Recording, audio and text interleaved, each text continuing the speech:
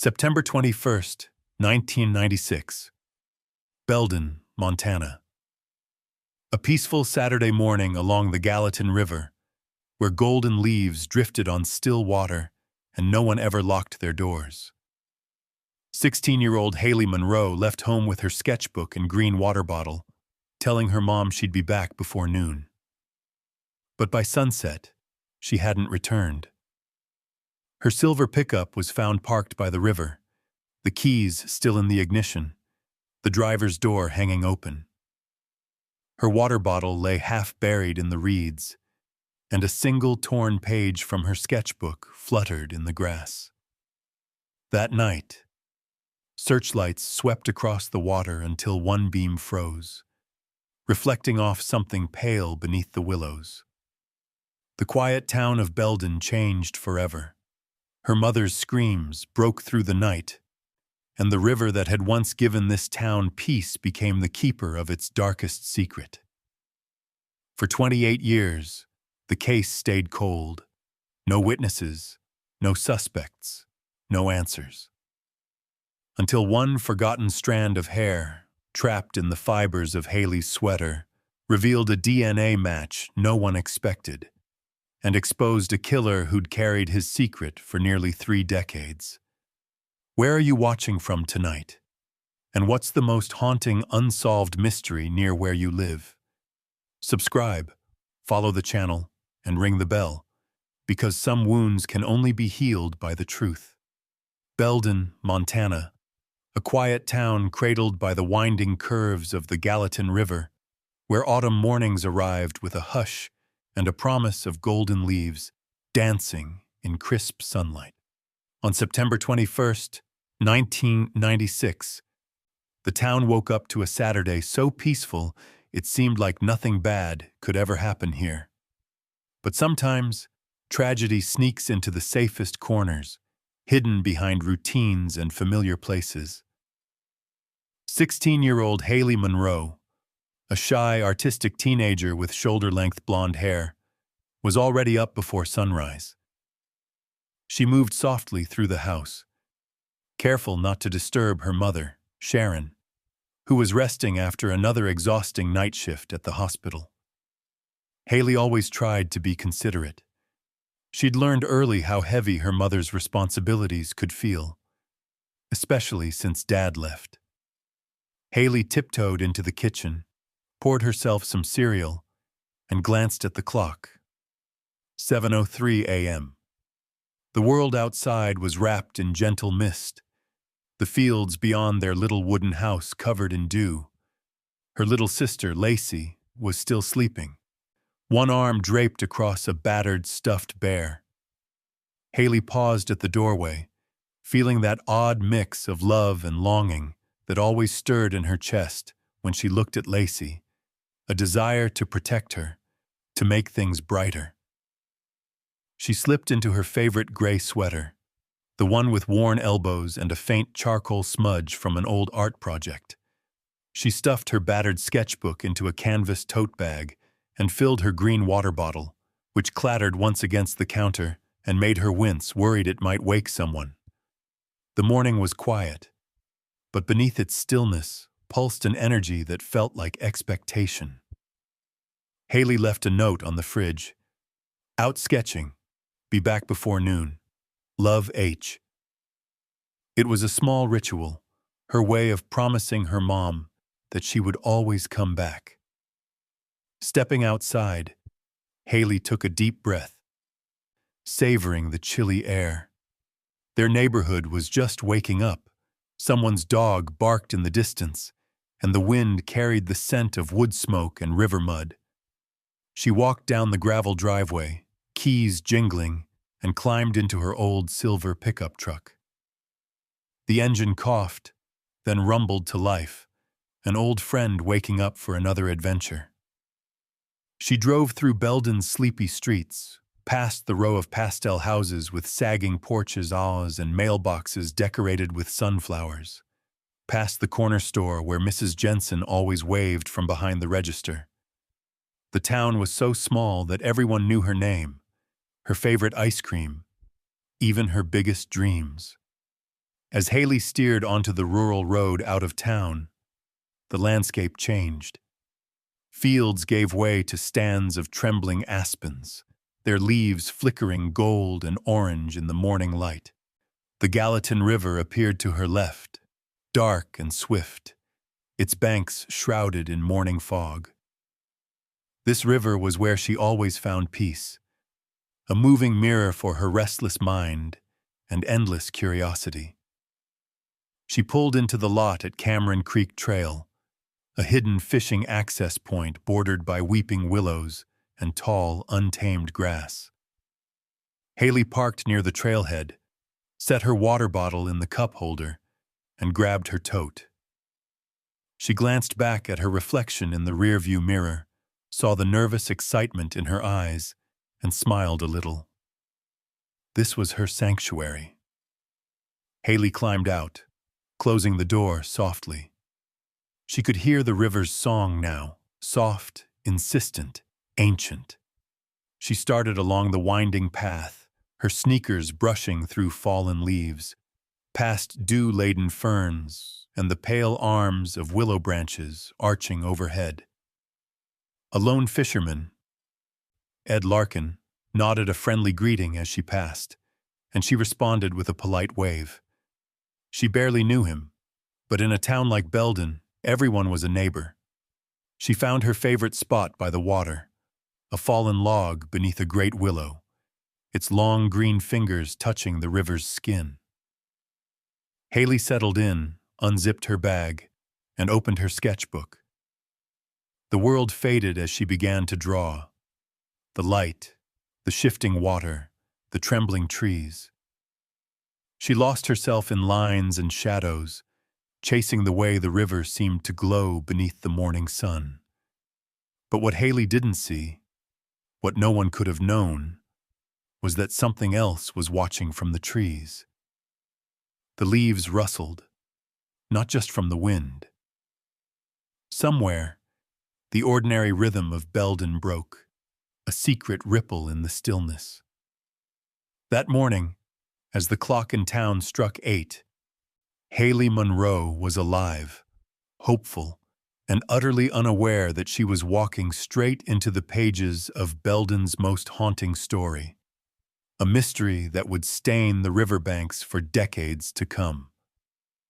In a place like Belden, Montana, where the mountains stood silent guard and the river carved its way through a valley of golden fields, life was defined by routine and community. There were no locked doors on most houses, and neighbors still brought over hot casseroles when someone fell ill. The town was small enough that gossip spread faster than wildfire, and everyone, it seemed, had a part in the tapestry of each other's lives. Haley Monroe was the kind of girl who left a gentle impression wherever she went. She had lived in Belden her whole life, growing up in the modest wooden house at the edge of Cedar Lane. Her world was shaped by the quiet strength of her mother, Sharon Monroe, who worked nights at the county hospital, and the wide-eyed innocence of her little sister, Lacey. Haley was the anchor in the storm for them both, quietly dependable and thoughtful beyond her years, especially since their father had walked out, and the silence in their home grew longer and heavier. At Belden High, Haley moved through the halls with a soft step. She wasn't one for crowds or noisy laughter, preferring the corners of the art room, where the sun slanted in on quiet afternoons, and the only sounds were the scratch of pencil on paper and the occasional creak of the old radiator. She wasn't popular in the way that demanded attention, but everyone knew her. Her teachers, the janitor who'd sometimes stop to ask what she was drawing, even Sheriff Carl Benson, who'd once given her and Lacey a ride home in a blizzard. In Belden, those small connections added up to a kind of safety, an invisible net holding everyone together. But Haley was most herself outdoors, where the world felt big and full of color. She found solace in the way the cottonwoods bent in the wind or how the river shimmered at sunset. Her favorite place was Cameron Creek Trail, a secluded spot by the Gallatin, where the water ran slow and willow trees traced patterns on its surface. It was here she'd bring her sketchbook, drawing everything from the tangle of reeds to the glimmer of fish just below the surface. For Haley, the river was both inspiration and escape. On the morning she disappeared, the town moved along its usual course, the bakery filled with the smell of rising dough. The post office's flag flapped in the breeze, and farmers gathered at the diner to talk weather and football. No one suspected that anything was about to shift. Danger, people always believed, was something that happened elsewhere, in the big cities you saw on TV, not in a place where children rode bikes down Main Street and teenagers hung out at the ice cream stand every summer night. Yet even in a place like Belden, beneath the ordinary surface, shadows could gather. Haley had been sketching by the river so many times that even the wildlife had grown used to her presence. Squirrels darted by her feet, birds dipped low over her head, and every so often she'd spot a deer drinking on the opposite bank. She captured it all, her pencil capturing fleeting moments that would otherwise be lost. At home, Sharon Monroe was grateful for her daughter's steady presence, especially in the turbulent years after her husband left. Sharon's shifts at the hospital kept her away for long hours, and Haley often picked up the slack, making dinner for Lacey, helping her with homework, and keeping the house from falling into chaos. She rarely complained, finding comfort in the small rituals that filled their days. It was Haley who painted wildflowers on Lacey's bedroom wall, after a storm shattered the old window, and Haley who organized their tiny living room so her mom could nap undisturbed between shifts. The town, for all its warmth, carried its own burdens, secrets, grudges, old wounds that never quite healed. But Haley's gentle kindness seemed to soften the edges for those around her. Elderly neighbors found bouquets of wildflowers on their porches. The church secretary, who struggled with arthritis, discovered her mailbox painted a cheerful yellow one spring, never knowing who had done it. People in Belden remembered Haley's smile. Small, almost shy, but always genuine. They remembered how she'd sit quietly on the riverbank, knees tucked to her chest, sketchbook propped against her legs, utterly lost in her own world. Even the sheriff, a man not known for sentimentality, often said, "That Monroe girl, she's got the kind of soul this town's lucky to have." But as the sun climbed higher that Saturday, a subtle unease began to spread. Haley's truck was seen parked near the fishing access by more than one local. The hours passed, and the routines of the day rolled on.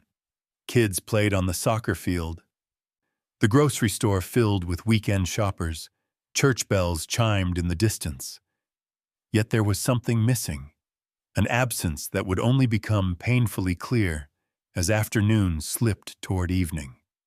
Belden, a town that prided itself on knowing all its stories, was about to become the setting for a mystery no one could solve.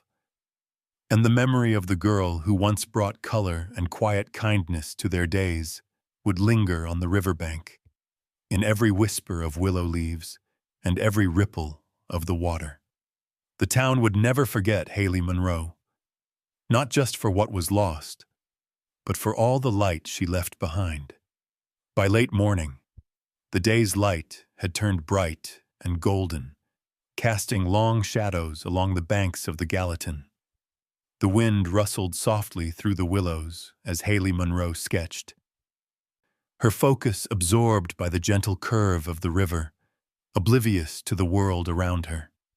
It was the kind of peaceful setting she loved most, a place where her thoughts could drift and she could draw without interruption.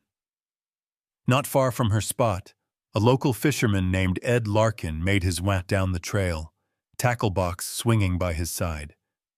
Ed was a fixture in Belden, the kind of man who always greeted passers-by with a nod and a quick, "Mornin'." He spotted Haley as he reached the water's edge. She glanced up, offered him a shy smile and a wave, then returned to her sketchbook. It was just another ordinary encounter in a small town. A familiar face, a friendly gesture, nothing unusual. Ed settled down to fish a few yards away, letting the rhythm of casting and reeling lull him into a quiet reverie. Time moved differently by the river, and in that little world, everything seemed frozen.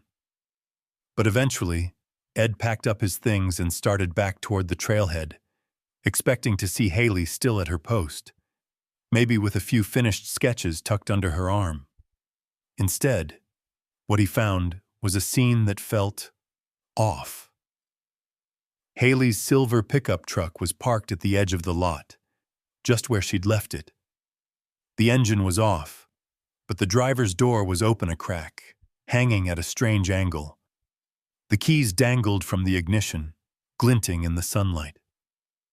Her green water bottle lay tipped over on its side, half hidden in a patch of reeds near the footpath, droplets of water darkening the soil beneath it.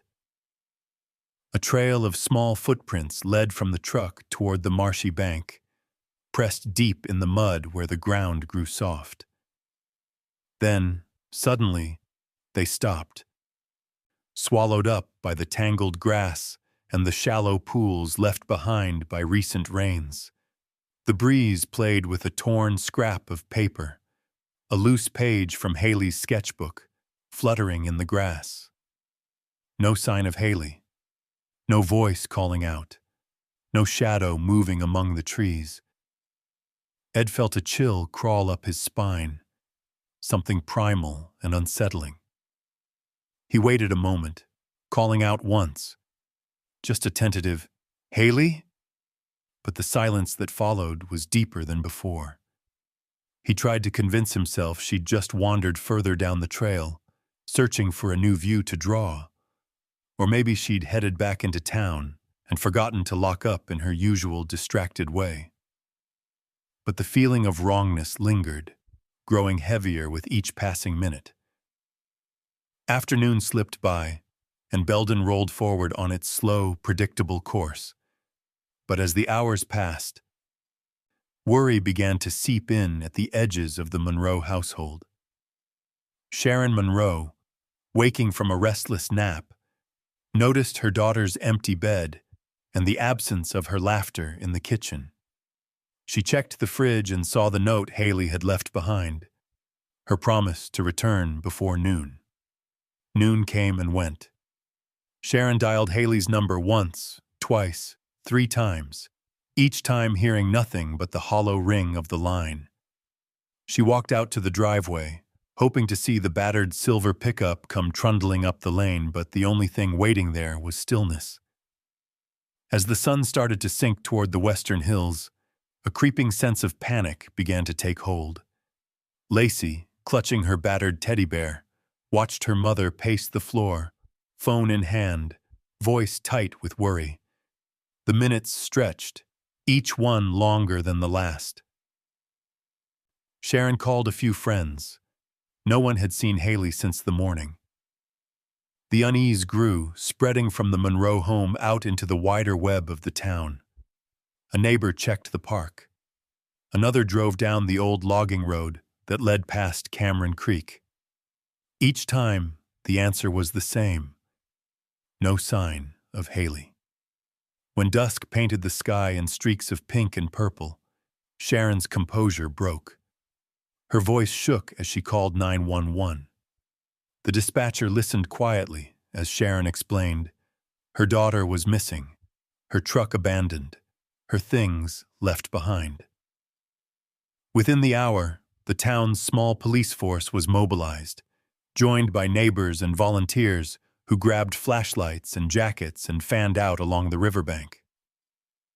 The search that night was frantic, desperate, a line of bobbing lights weaving through the darkened woods, voices echoing Haley's name again and again. Dogs sniffed along the muddy banks, their handlers moving quietly behind. Friends and strangers alike combed through thickets of brush and tall grass, checking every dip in the ground and every hollow beneath the trees. Sharon's voice, hoarse with exhaustion and fear, rose above the others, calling for her daughter until she could no longer speak. In Belden, the idea of someone truly vanishing was almost unthinkable. People got lost, sure. Kids wandered off on camping trips. A hunter might go missing in the mountains for a night or two. But this was different.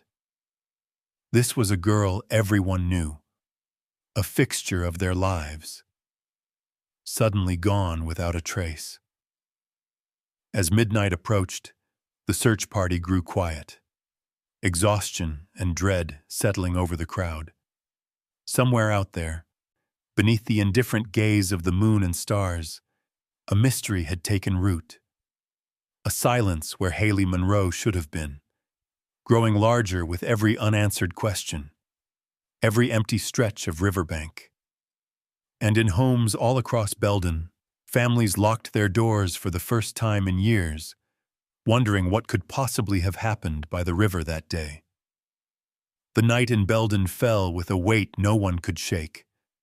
From every corner of the town, volunteers streamed to the Monroe home, their flashlights flickering in the dusk, their boots crunching on the gravel. Word spread quickly. Haley was missing, and even those who only knew her as the quiet girl with the sketchbook felt a tug of responsibility. Sheriff Carl Benson coordinated the search from the back of his patrol SUV.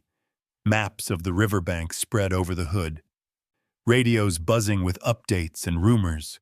The air had turned crisp, hinting at the coming cold of Montana autumn nights. Shadows thickened beneath the willows, and the world narrowed to the small, bobbing halos of light that swept over the ground. Sharon Monroe refused to stay home, despite the sheriff's gentle insistence. She joined the searchers, her voice raw from calling her daughter's name over and over, the hope in each cry draining away as the hours passed. Lacey clung to a neighbor, her young face pale and bewildered, watching as the adults became strangers, grim, determined, silent except for the occasional call into the darkness. Along the banks of the Gallatin, searchers fanned out, combing through reeds and brush, their flashlights glinting off the water. The river itself seemed restless, swollen from recent rains, its current churning around fallen logs and stones.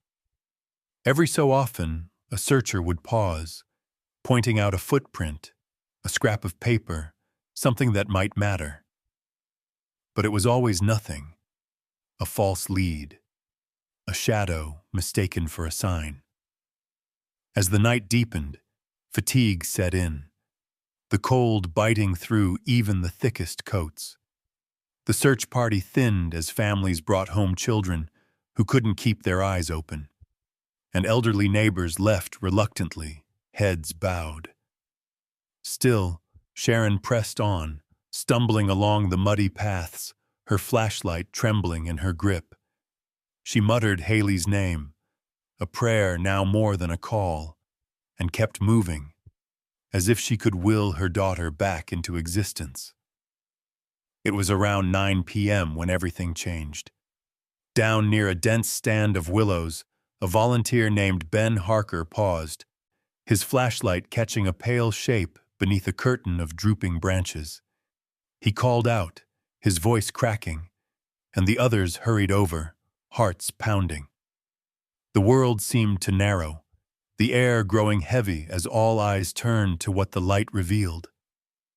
Floating in the shallows, half hidden by mud and river weeds, was the small body of a girl. One hand reached beneath the surface, her fingers curled in the silt.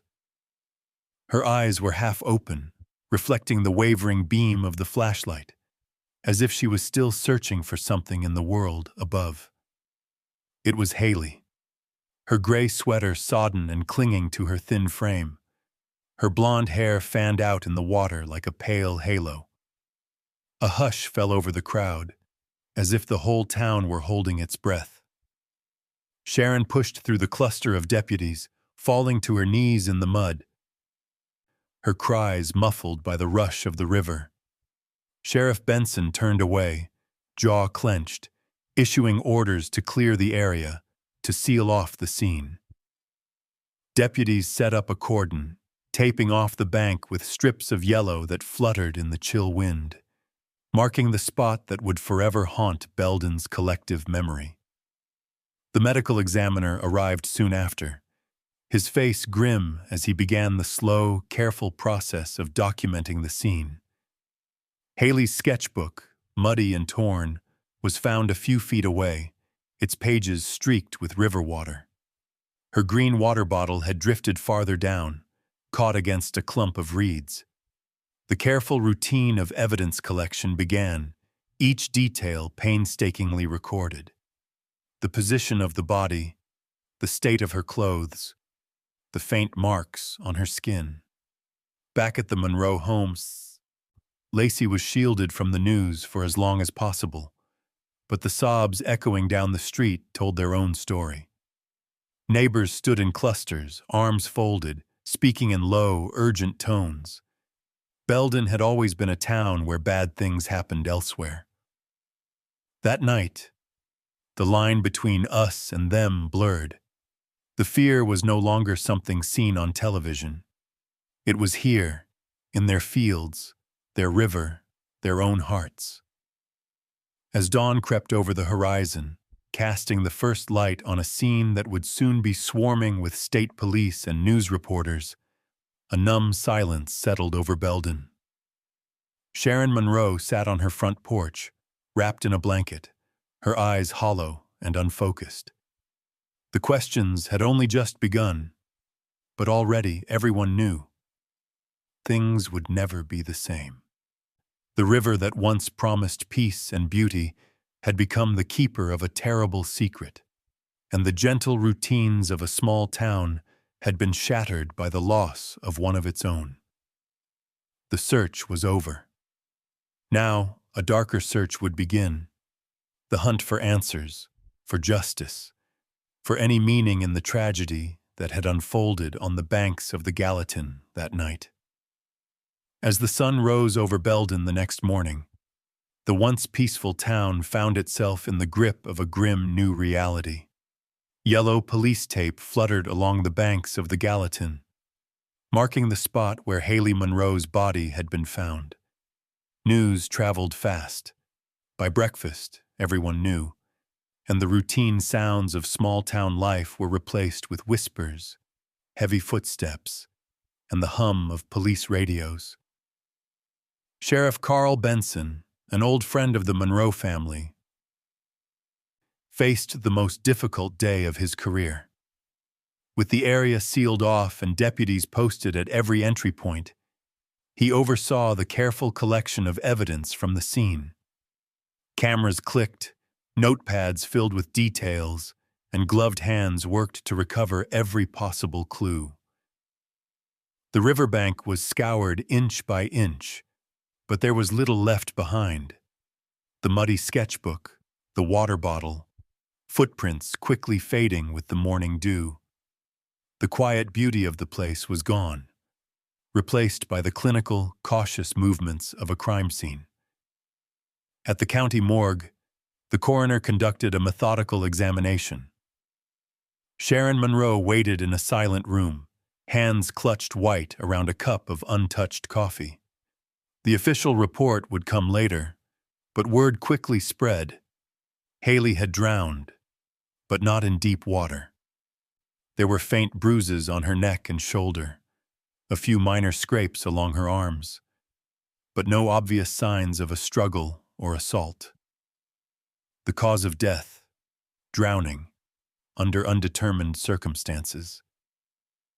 The uncertainty only sharpened the pain. Many in town clung to the hope of an accident. Maybe Haley slipped, hit her head, fell into the river. But Sharon could not accept it. Her daughter had been a strong swimmer, confident around the riverbanks all her life. She wouldn't drown in knee-deep water, she insisted, her words sharp with disbelief.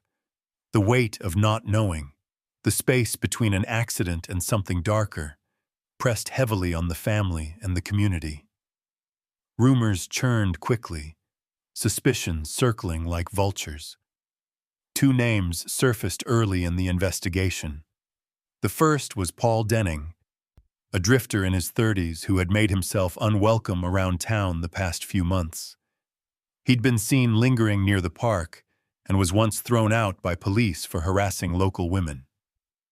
The second was Derek Vaughn, a classmate at Belden High, shy and awkward, who had nursed a well-known crush on Haley. Some whispered that Haley had gently turned him down and that he'd been upset. Sheriff Benson and his deputies followed every lead, knowing how quickly fear and anger could spiral in a town like Belden. Denning was found at a local bar that afternoon, playing pool and nursing a cheap beer. He had an alibi, confirmed by both the bartender and several regulars. He hadn't left the bar the entire afternoon, his movements accounted for by the hour. Still, the police pressed him for details, searching for any inconsistency. But none appeared. Frustration grew as they realized he had nothing to hide. Derek Vaughn, meanwhile, spent the day of Haley's disappearance at the high school gym, playing in a basketball scrimmage. Several teachers and teammates vouched for his presence, and security cameras from the gymnasium provided further proof. Despite the rumors and his nervous demeanor, nothing connected him to the crime scene, no matter how closely the deputies questioned him. With no evidence, no witnesses, and no new suspects, the trail went cold almost as quickly as it had begun. Sharon Monroe was relentless. She made calls, pleaded for updates, and insisted the investigation keep moving.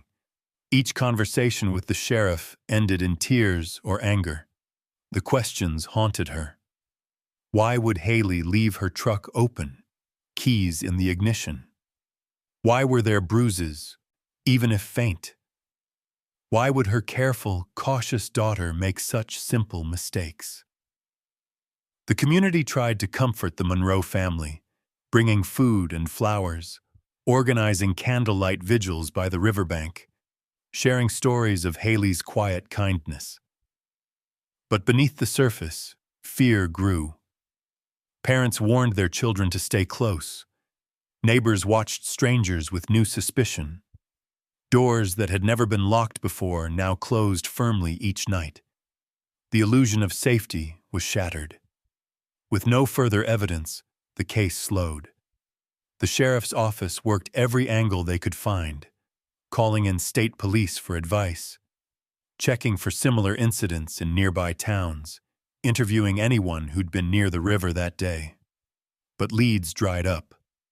The river kept its secrets, the autumn wind scattering any trace of what had happened. For weeks, Belden lived in the shadow of unanswered questions. Sharon Monroe refused to let her daughter's memory fade into rumor or bureaucracy. She spoke at town meetings, wrote letters to officials, demanded justice. But as days stretched into weeks and weeks into months, hope faded. The town mourned Haley Monroe, a gentle soul lost to the river and to a mystery that seemed, for the moment, beyond their grasp. As the shock faded and winter settled over Belden, the investigation into Haley Monroe's death slowly ground to a halt. After the flurry of activity, searches, interrogations, rumors, there was only stillness and the ache of unanswered questions. The river returned to its steady course. The willows dropped their leaves, and snow fell quietly over the fields, covering the scars left behind. For the Monroe family, life narrowed to the space within their wooden house. The outside world seemed farther away. The phone rang less and less. Sharon Monroe, once so resolute, now carried her grief like an invisible burden, moving through her days in silence.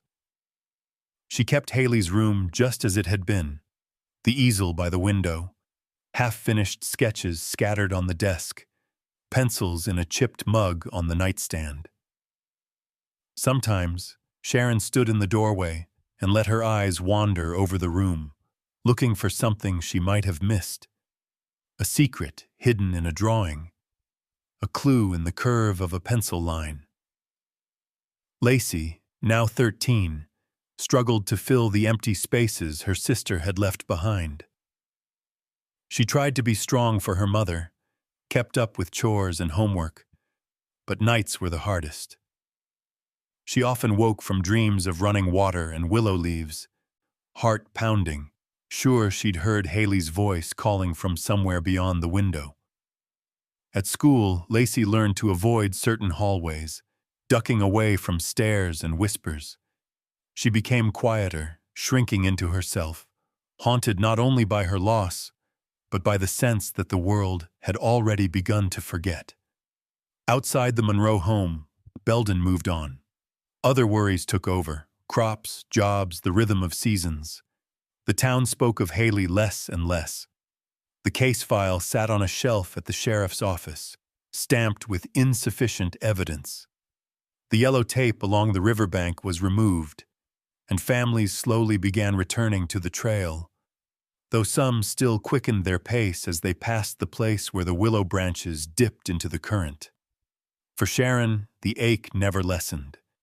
She made phone calls, wrote to state police, pleaded with reporters to keep Haley's story alive.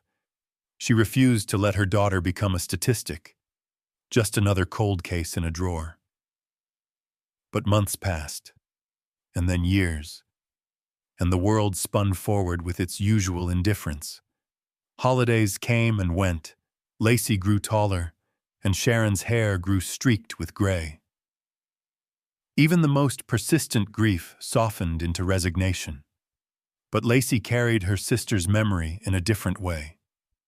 As she moved into adulthood, she felt the absence shape her into someone sharper, more curious, less trusting of easy answers. She read every book she could find on missing persons and cold cases. She scribbled notes in the margins of her school notebooks, connecting dates and names, imagining how a real investigator might see the world. In the silence left by Haley, Lacey found purpose. Years blurred together. Lacey finished high school and left for college, majoring in journalism. She spent her free time in libraries and archives, piecing together unsolved stories from small towns like her own, searching for patterns, for justice denied. Each case she read reminded her of Haley, of the way a single day could shatter a family, leave wounds that never healed. Back in Belden, the Monroe home grew quieter.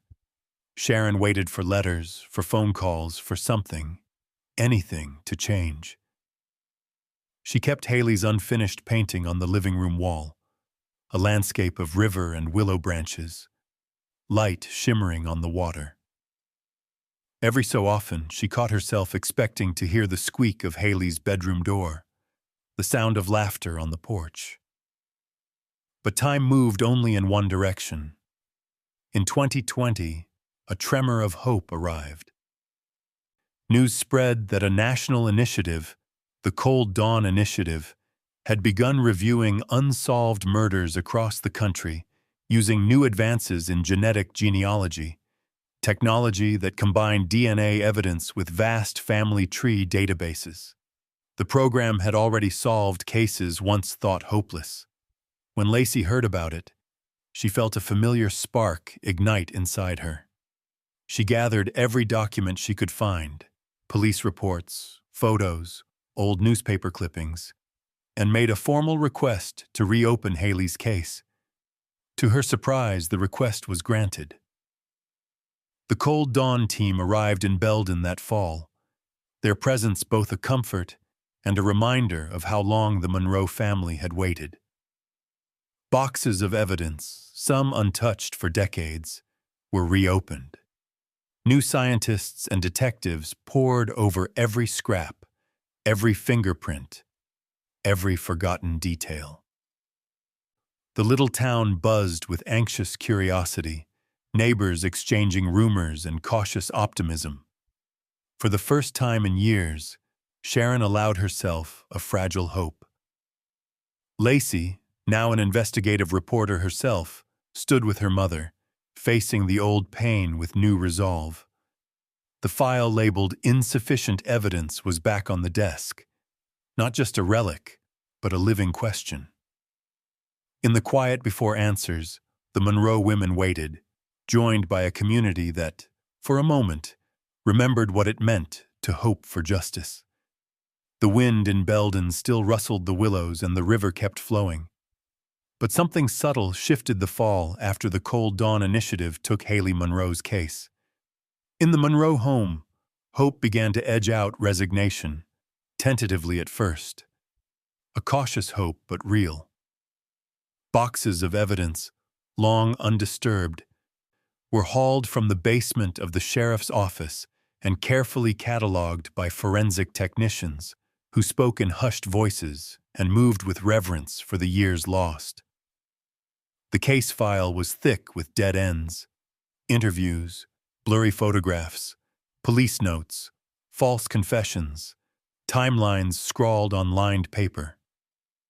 Yet, in a single cardboard box labeled personal effects, a technician discovered a small detail that had been overlooked through years of grief and bureaucracy. A single strand of hair, blonde but unmistakably thicker and darker than Haley's, snagged in the fibers of her sweater collar. In the 90s, DNA analysis was basic, and with no match in the system, it had faded into the background. But now, with the power of modern genetic genealogy, even the faintest trace could crack a case wide open. The strand was sent off to a specialized lab in Virginia. Weeks passed, each day stretching longer than the last for the Monroe family. Lacey returned home to wait with her mother, the two of them falling into old routines of quiet meals, long walks, and anxious silence. Sharon dusted Haley's room each morning, her hands trembling as she traced the outlines of her daughter's unfinished sketches. Lacey kept busy, researching, interviewing, writing, doing anything to keep the restless energy at bay. At last, an envelope arrived, thin, ordinary, but heavier than any letter before. The results? The hair was male. The DNA didn't match any profile in the criminal database. For a moment, it felt like another dead end, another memory filed away and forgotten. But the lab did not stop there.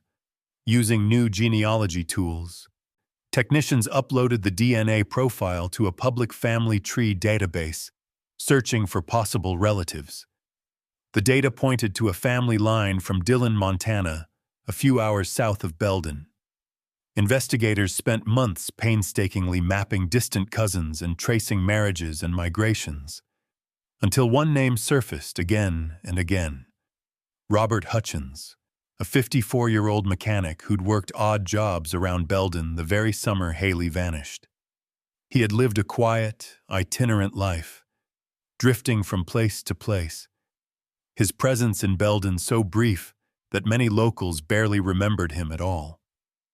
Detectives drove down to Dillon, where Hutchins ran a small auto repair shop just off the interstate. They found a man who seemed utterly ordinary, thick hands stained with grease, thinning hair pulled back under a cap, eyes wary but unreadable. When questioned about his time in Belden, Hutchins answered with the detached precision of someone trying to recall an old dream. Yes, he had worked on a few farms. Yes, he sometimes fished by the river. No, he didn't know any Monroe family. The interview seemed to go nowhere, until a detective placed Haley's faded school photo on the table. Hutchins's hands trembled. A bead of sweat rolled down his temple. His eyes flickered, caught somewhere between the present and a memory he'd spent decades trying to bury. When asked again if he had ever met her, Hutchins fell silent. He didn't deny it. He didn't answer at all. He just stared at the photo, haunted, frozen, the truth pressing in like the cold Montana wind. The next morning, before police could bring him in for further questioning, Robert Hutchins was found dead in his truck, parked on a desolate stretch of Highway Y-15. The sheriff's report was simple: a self-inflicted gunshot wound, a note folded on the dash, the words never shared with the public. In the aftermath, the lab rushed the final DNA tests. The result was unequivocal: a 100% match to the strand of hair found on Haley's collar. For the first time in nearly 25 years, the question of who had been with Haley on the riverbank had an answer. Word spread through Belden with a strange mix of relief and sorrow. Some mourned the justice denied by Hutchins's death. Others just felt the old wounds reopened. For the Monroe family, it was an ending and not an ending, a truth delivered, but one that raised new questions. Why had he approached Haley? Was it premeditated or an impulse born of loneliness and chance? The only person who could answer was gone, taking with him the last threads of explanation. In the Monroe living room, Sharon held the news in her hands, tears running silently down her cheeks. Lacey sat beside her, an arm around her shoulders, both women holding on to the small, hard comfort that the story was no longer lost to darkness. Outside, the river ran as it always had, indifferent to sorrow. But now the air felt lighter, as if the willows themselves exhaled after years of holding their breath. The truth, long buried, had finally found its way to the surface. With Robert Hutchins's name filling the air, Belden's sense of time fractured. After nearly 3 decades of not knowing, of whispered theories and empty leads, the truth moved through the community like a cold wind, inevitable and irreversible. For the Monroe family, the answers brought their own kind of storm. The nights after the announcement felt heavier than before, and even as closure seemed to edge into their grief, sorrow took on a new shape. Investigators pieced together what little they could from old reports, witness interviews, and Hutchins' sparse work history. The evidence pointed to a devastatingly simple explanation, one that left a trail of regret and heartache. On that September morning in 1996, Hutchins, just another stranger passing through Belden for seasonal work, had been near the river. Perhaps he was drawn there by the same gentle solitude that attracted Haley, or maybe by something darker stirring within him. He'd approached her by the water, his intentions never truly known. What happened next could only be imagined in fragments. Maybe he asked for directions or tried to make awkward conversation. Haley, always polite but cautious, might have tried to excuse herself, turning away to continue her sketching. Something, words misunderstood, a sudden impulse, a brief struggle, changed everything in an instant. The findings suggested that as she moved to leave, Hutchins grabbed her arm. There was evidence of a fall, a bruise along Haley's temple that might have come from hitting a rock or a tree root, a few shallow scrapes on her hands and legs. The rest, investigators could only infer from the waterlogged clues and bruises catalogued years before. In a moment of panic, facing the consequences of his actions, Hutchins held Haley beneath the surface of the river until the struggle stopped. Then, in fear, he ran, leaving her, the sketchbook, the tipped-over water bottle, and a grief that would ripple out for decades. The investigation closed the case with finality, but the final moments were details only Hutchins ever fully knew, and he had taken them to his grave. At the press conference where the findings were read aloud, the crowd was quiet. The only sounds the occasional shuffle of feet and the river rushing beyond the courthouse windows. Lacey Monroe, grown into a poised young woman with her sister's fierce determination in her eyes, stood before the microphones. In her hands was Haley's old journal, a battered notebook filled with unfinished sketches and bits of writing. Her voice trembled as she read from one of the pages, Haley's handwriting still crisp and steady after all these years. The light on the Gallatin makes everything look forgiven. Lacey closed her eyes, then whispered, "Now, maybe, she finally is." That evening, the Monroe home filled with neighbors, some bringing flowers, others just a gentle touch or a quiet presence. People who had watched Haley grow up, who remembered her sitting under the willows, who had comforted Sharon and Lacey through years of uncertainty, now came to offer what little comfort they could. The living room glowed with the soft gold of lamplight. Haley's unfinished painting, the river and the willow, luminous with memory, hung on the wall above the mantel, the centerpiece of their grief and their healing. For Belden, the truth came as both a wound and a balm. There was sadness for justice denied, Hutchins, gone before he could face what he'd done. But there was also relief, a sense that the river's burden had finally been lifted. The case became a lesson and a warning. A story passed quietly between parents and children. Belden returned, slowly, to its routines, but with an undercurrent of caution that had never existed before. People walked the trails in pairs, watched over their children more closely, and remembered always that evil could slip quietly into the most ordinary mornings. For Sharon Monroe, the loss never softened, but the truth allowed for something like peace. She kept Haley's room as it was, the easel in the sunlit corner, the sketches untouched. She found herself drawn to the riverbank, not to relive the pain, but to remember the girl who had loved the beauty of its quiet mornings. Each year, on the anniversary of Haley's disappearance, she placed a single wildflower at the water's edge, a silent tribute to a life stolen, a memory that would not fade. The Monroe family, Sharon, and especially Lacey, became advocates for victims and for new investigative technologies. Lacey told her sister's story at conferences, in articles, and on podcasts, encouraging families never to let hope die, no matter how many years passed. Some wounds, she'd say, can only be healed by the truth. In the quiet after the revelation, Belden felt changed. The willows swayed above the river as they always had, but now their branches seemed to whisper not only of loss, but also of justice, memory, and the enduring love of those who refuse to forget.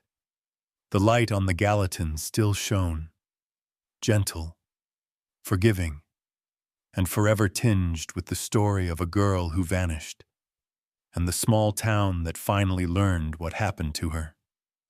The story of Haley Monroe haunted Belden long after the official files were closed, a mystery that had stretched across generations and woven itself into the identity of the town. For those who had loved her, for those who had searched the woods and prayed at the river, the conclusion brought both an ending and a new beginning.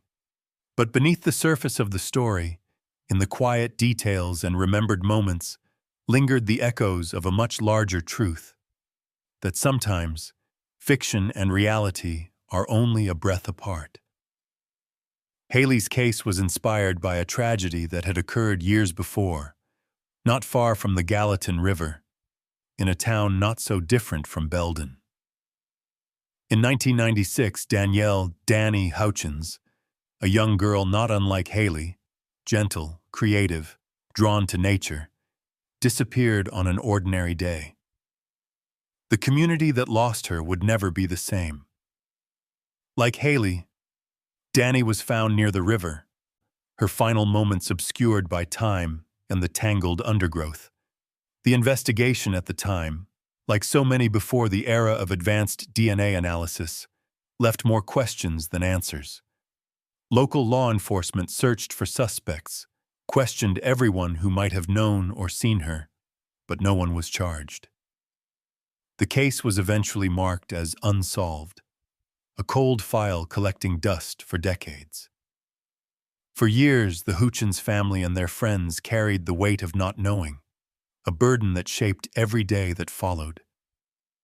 The loss was felt in empty chairs at the dinner table, in the silence where laughter used to be, in the birthdays and holidays that slipped by without her. The river, once a place of comfort and beauty, became a symbol of all that was lost, a quiet reminder that tragedy can live side by side with the everyday. But as science advanced and hope proved stubborn, everything changed. Decades after Danny's death, when many in the community had come to believe the case would never be solved, a new wave of investigators revisited the evidence with fresh eyes. Genetic genealogy, a method that would have been inconceivable in the 1990s, made it possible to draw connections between the faintest traces: a single hair, a fragment of skin, an old swab stored in a box marked for disposal. These tiny remnants, preserved by accident or faith, became keys to unlock the past. Through the tireless work of experts, the DNA evidence was run against vast public databases. The search revealed links to distant relatives, names scattered across Montana and beyond. It took time, patience, and countless hours spent building family trees from census records and faded photographs. But at last a name emerged: Paul Nathaniel Hutchinson. He had lived and worked in the area at the time of Danny's disappearance, slipping through the cracks of small-town memory. Like Robert Hutchins in Haley's story, he was gone by the time the truth surfaced, lost to his own final act before the police could bring him to justice. The impact of that discovery radiated outward, affecting not only Danny's family, but everyone who had ever feared that the past would remain unchangeable. The case became a landmark for the power of perseverance and science, a reminder that, even when hope seems naive, there are people willing to fight for answers as long as there are questions left behind. The community that had once grieved in silence now gathered to remember, to mourn, and to heal. In Belden, the story of Haley Monroe lived on, told and retold at school assemblies, in church basements, on anniversary nights when the river was especially quiet. Her life and loss became a call to action, a gentle warning to look out for one another, to stay vigilant, to never let fear or apathy silence the truth.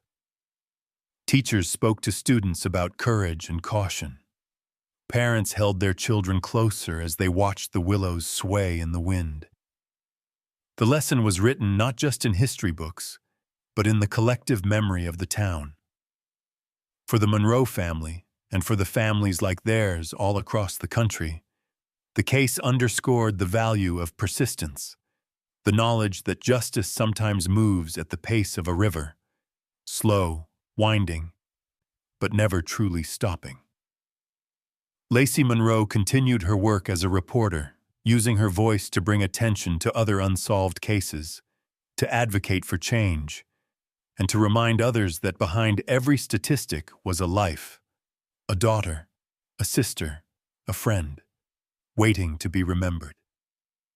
As the years rolled forward, Belden changed, but it never forgot. Wildflowers continued to bloom along the banks of the Gallatin, their colors vibrant against the dark earth, a symbol of resilience and remembrance. Each time someone paused by the water's edge to remember Haley, or Danny, or any of the countless others whose stories demanded to be told, it was an act of defiance against forgetting, a promise to seek the truth, no matter how long it takes, and to honor the lives at the heart of every mystery. Every year, as autumn paints Montana in shades of gold, and the willow leaves tremble over the Gallatin, people gather by the riverbank where Haley Monroe was found. Some come with wildflowers in hand, violets, daisies, tiny sunflowers gathered from the meadows beyond Belden. Others come with silence, their hearts heavy, but somehow lighter for sharing in the memory.